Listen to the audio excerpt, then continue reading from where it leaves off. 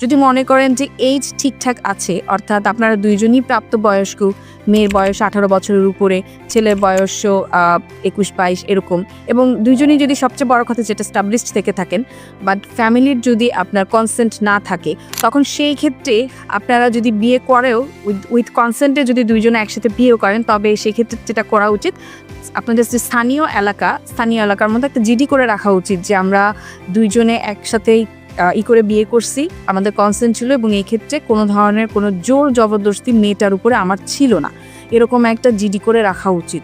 তাতে করে যেটা হবে, কোনো ধরনের অপহরণের মামলা বা নারী নির্যাতনের মামলা যাই দেখ না কেন সেটা আসলে খাটবে না। বাট এটা অবশ্যই এইজের ক্ষেত্রে হতে হবে, কিন্তু মেয়েটার এইজ যদি ধরেন 18-র নিচে হয়, সেক্ষেত্রে আপনি জিডি করেও আপনার তেমন কোনো বেনিফিটেড হবেন না, আর জিডি এক্ষেত্রে নিবেও না থানায়। সো এই জিনিসটা আপনাদেরকে মাথায় রাখতে হবে। আশা করি বিষয়টা বুঝতে পেরেছেন। ধন্যবাদ সবাইকে।